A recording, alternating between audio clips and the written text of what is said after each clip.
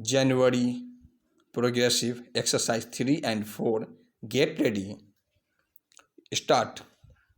Making Indian companies and India's national economic more productive is not going to be an easy or painless task. We must recognize here that capital is scarce and costly, and this is especially so in view of the current downturn in the national and global economy. Market conditions have become highly volatile, although we in India can say with some satisfaction that our economy has remained relatively immune to the crisis that has engulfed several countries in Southeast Asia and elsewhere in this rapidly changing global scenario. Better utilization of human resources and adoption of more efficient technologies and work practices become all the more important. This places major responsibilities on all of us, on policymakers in the government, management, trade unions, R&D institutions, media, and of course each and every worker in this context. The first thought I would like to put before my countrymen is that productivity enhancement must be given the priority in all sections of the economy. The appeal I would like to make to every worker and every organization is work faster, work better, work for the nation. Concretely, this would mean that individuals as well as organizations must pay greater attention to cutting costs and boosting the quality of their products and services. Both individuals and organizations must give priority to better management of available assets before drawing up plans for new investment. They must think of ways to save energy and materials in every economic activity. Studies have shown that with technologies and work practices, Indian industry can save up to 30% of the energy which it now consumes and 15-20% of the materials which it now use. The greatest scope for saving, however, is in time, which is also the most precious of all the economic resources. If a certain work can be completed in half of the time that it otherwise takes, it not only satisfy the consumer but to that extent also doubles the rate of growth of the organization.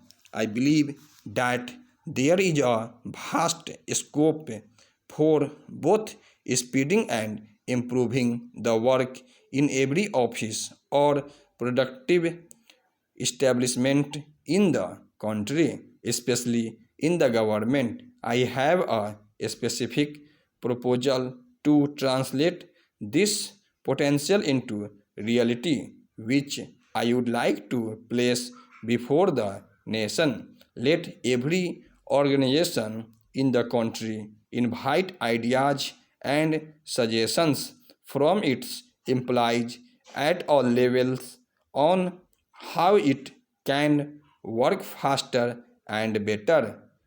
I call upon policymakers in the government, captains of industry and trade unions, and leaders of other concerned organizations to develop this concept further so that we can launch the National Work Improvement Campaign in an expeditious and effective manner. The cornerstone of the National Work Improvement Campaign will have to be an emphasis on teamwork. Excellence in work is rarely the result of individual excellence, rather, it is the cumulative outcome of the proper management of team talent. In order to enrich and inactive team talent, we must create organizations that are less and more democratic. We must create an environment which accepts creative ideas and initiatives from whichever direction they may come. The National Work Improvement Campaign must also place high emphasis on continuous learning at the workplace. Training, retraining, and acquisition of new knowledge should become an integral part of our work culture. Let each and every economic organization in the country become a learning organization, and let India itself become a learning nation. Our efforts to create a new national work culture will bear the desired fruit only if the rooted in the age-old concept of seva. Work becomes more than a job. Indeed, work becomes workshop only when it is done with the attitude of Samaj Seva and Rashtra Seva.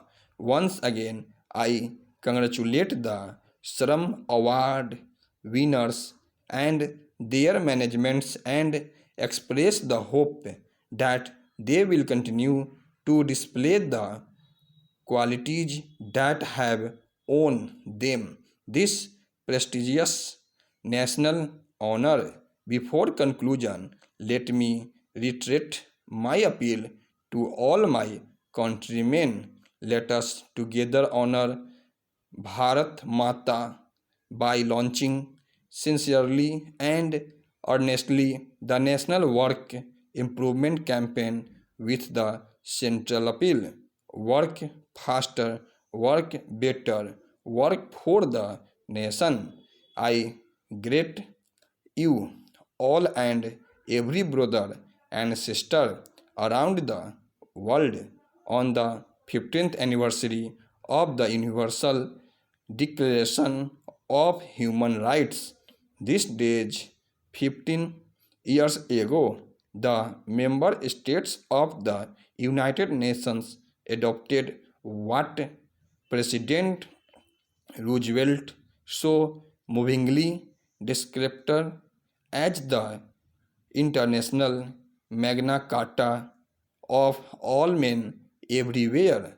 The immediate backdrop of the declaration was the horrifying spectacle of man's brutality against man as witnessed during the Second World War. During those bleak years of this century, and individuals' inalienable right to dignity and liberty were brutality trampled upon. The Universal Declaration of Human Rights was supposed to be a safeguard against the repetition of the brutalities of World War II and to establish the overriding supremacy of human rights. This noble purpose was underscored by the declaration that asserted all human rights are universal, individual, interrelated, and interdependent. This must be novel. Stop.